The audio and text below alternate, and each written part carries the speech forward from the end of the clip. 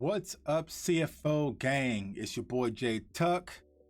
Eagles fans and Patriots fans, real Cowboys fans, stand up. You're now tuned to the Cowboys fans only channel. So if you're new, do your boy a huge favor.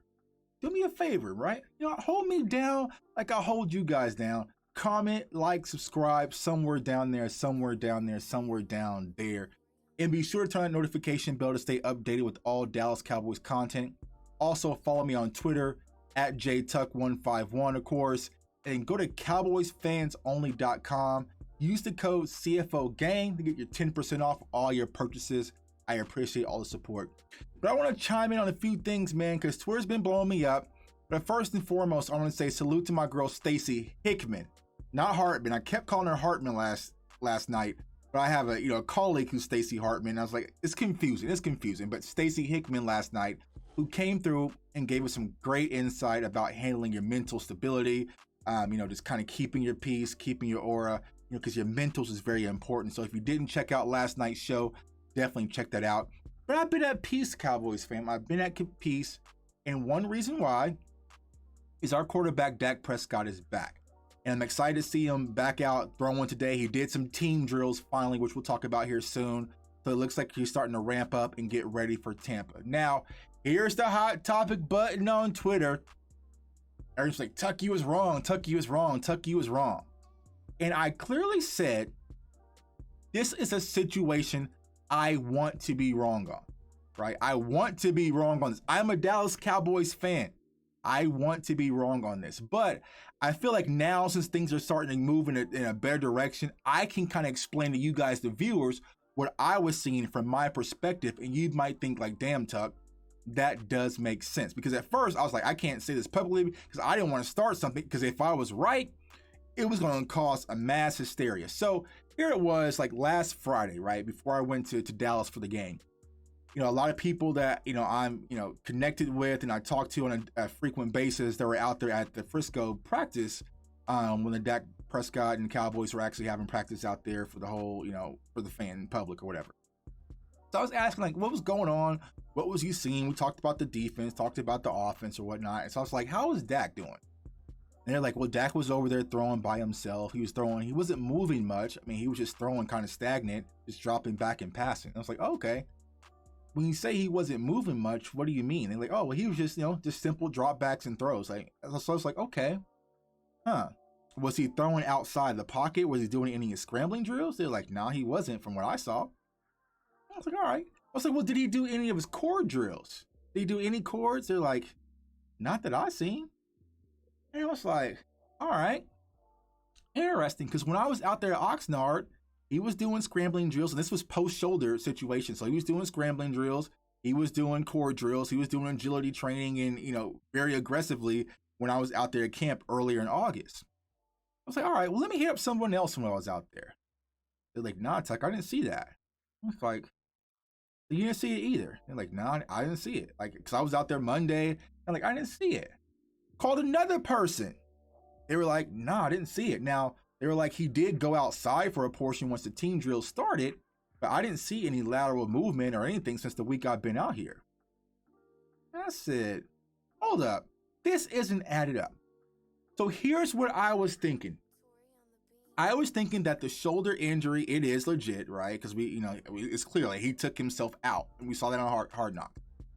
But I was thinking, did Dak Prescott have a setback with the ankle and they're limited his mobility? And I was like, nah, that can't be. So I hit up some other people. They're like, I didn't see it, Tuck. I didn't see that. And so once I started explaining my theory, a lot of people were like, well, Tuck, that does kind of make sense that maybe the shoulder injury happened, and then maybe something may have happened as far as the ankle's concerned, which is why they're being very cautious with this mobility training, because we haven't seen him. Because I was saying like this, if it was just your shoulder, you can at least, it wasn't even the shoulder, it was actually the lat. You can take a snap, you can turn around and hand the ball off to Ezekiel Elliott or Tony Pollard. Like, you could do some of these minimal things. I mean, he wasn't throwing that much, but he was even throwing at practice that day, and it was kind of a walkthrough environment. So I was like, why isn't he in team drills? I was like, well, maybe they don't want him moving outside the pocket.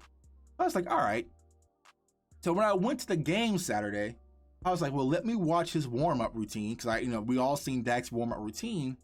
And I sit there, y'all, and I watched every throw. I was in there. I was in there 2 hours early. I wanted to watch. Dropbacks, throws, cool. Nothing outside the pocket on the move. Now he did run pregame, like he was running back and forth, but it wasn't like full out sprints. He wasn't cutting. And I was like, bro, is there something wrong with this ankle? And that's what they're really hiding is not the shoulder. So I started to panic. So I called some other people. I was like, bro, like, tell me I'm tripping. And everyone I was calling for the most part, besides my guy Matt O and BJ Nixon, like, maybe you are tripping, Tuck. But majority of other people I reached out to who are very trusted and very knowledgeable when it comes to this Dallas Cowboys content and have inside connects and everything, such as myself, they're like, that makes sense, Tuck. It makes sense what you're saying. They're like, but don't say that publicly. You can't tweet it. You can't because it's gonna, no, you can't. But let us find out.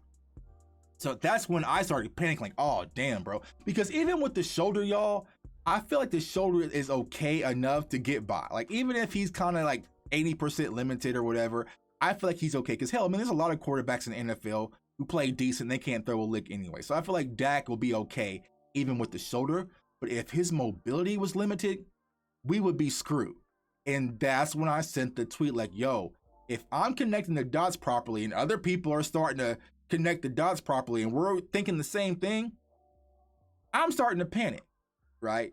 But luckily yesterday, before I did the show with Stacy, my guy Professor O, who's extremely knowledgeable, sent me a tweet and was like, Breonna Dixon confirmed on Friday that Dak Prescott was moving aggressively. He was doing very sharp agility drills. And so I guess all the people I talked to must have missed that part. And I trust Breonna. She's been on my show from DS10 Sports. She does incredible work. So if Breonna saw it, then damn it, I trust it. So then I started to decompress and be like, all right, cool. All right, it makes sense. I'm tripping. Thank God. I can rest in peace. Like, I'm cool now. But I was starting to flip out, y'all, because the signs were starting to add up. I was like, he was out there like running, cutting, sharp cuts, everything. When I was out there in Oxnard, did something change? And so maybe the shoulder was kind of the thing to kind of mask everything, to get everyone focused on the shoulder versus the ankle, because he had Hard Knocks cameras and all this. So I was putting all these little pieces together. And when you start to speak it out loud, it starts to make sense in your head. But luckily, Dak Prescott is back. He threw slightly today on 7-on-7. I think there was actually a video clip that my guy Tom Downing just released on Twitter. So he threw a plastic Blake Jarwin. Jabril Cox was in cover. So that's what I like to see, because we're starting to get prepared for Tampa. But y'all, I was stressed the hell out, and that's why I needed Stacy yesterday, because I was starting to flip out, because if something was to happen with that ankle, I was in full panic mode. But Dak Prescott is back. It looks like Rico Dowdle, running back, a lot of people are high on him. He is going to be on the IR, so it's unfortunate for Rico. But if you watch Hard Knocks last night, which we'll talk about here in a second, that might open up the opportunity for Hardy to actually make the roster now. How many running backs will we actually keep? I don't know. Typically it's 2, but we might do 3 because of the extra game of week 17. It's going to be interesting how that works out. Now, me personally, I like Brendan Knox, but I know a lot of people like Hardy, especially after what you saw last night in Hard Knocks. And then also, COVID is starting to weave in and out in our locker room, man. So it's going to be interesting to see how the Dallas Cowboys handle this, because honestly, I thought we was past this, y'all. I didn't think we we're going to be dealing with this in football season, but here it is. And so I think Connor Williams was out due to protocol today, and I forgot who the other player was. So we had 2 more players out with protocol. So it's like, damn it, man, here we go. We're preparing for Tampa, but these little COVID protocols and 5 days out and quarantines are starting to amount, not only with us but across the NFL. So it's something we definitely got to keep our eye on. Hard Knocks last night, I'll say this: Hard Knocks is boring as hell, but I like it.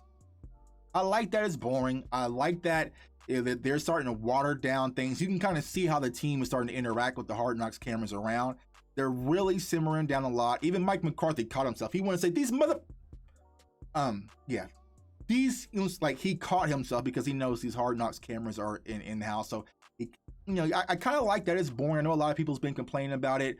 The drone shot, fabulous, award-winning, man. I think they said like they did like 15 takes. And my question was, whose truck was that sitting for them to shoot that drone through their windows? I'm like, bro, you're not about to shoot no drone through my, like, nah, we're not doing that. But, They were in and out, they were maneuvering, they had stick skills with that drone, man. So that was a great shot. A lot of people's been talking highly about that. So salute to the Hard Knocks crew. They've done an amazing job. The look, the appeal, the setup, everything looks great. It's just we ain't got no storylines, which is a good thing. I don't want no drama. I don't want all the situations going on in Cam. I just want a clear-cut focus on football, and it feels like the team was able to kind of, avoid the distraction of Hard Knocks. I know a lot of people were concerned about it, but I'm not seeing any distractions. And of course, last night was really a Jerry Jones episode. And when I went to the game on Saturday, me and my moms, we kept seeing the Jerry copter was circling around. And I was like, what is going on? What's going on up there? And it was Jerry just stunting. Just want to take a look, take a glimpse of AT&T Stadium, go around a few times, get the shots, man, and show his masterpiece, man. So, last night wasn't too exciting. Like I said, Trayvon Diggs' son, Aiden, I think he's 4 years old. He stole the show last night. He was the most exciting thing. We kind of knew what was going to happen with Ben DiNucci. It was kind of cool seeing Isaac's family out there. But yeah, Hard Knocks is cool. I'm ready for it to be over with. It's not as exciting. I need to see some Kelvin Joseph. I need to see some Nashawn Wright. Can I see some of these corners, some of these rookies? Can I see some Osha, some Bohanna? Like, yeah, let's get to some of these guys, man, because I really want to get to know some of these players, what they're like and how they interact in the locker room. So, Hard Knocks, it is what it is, man, but I think it's going to be over soon. And we are starting to prepare for Tampa. I know we got Jacksonville on Sunday, but after that, we're going to get to this final 53, and it's prep week, man. So it's your boy, J Tuck.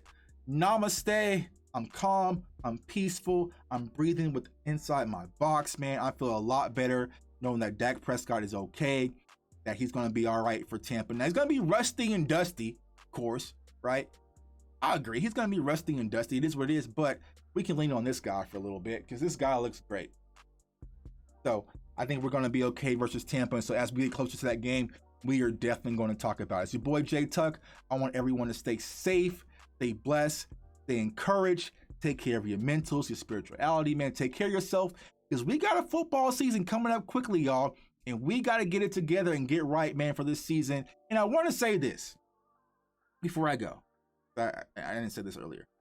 When you guys watch me, watch my channel, and I said this in the Jalen Smith video, I have an obligation to you, the viewer, to call things how I see it. I have to speak objectively. I can't just be a fan.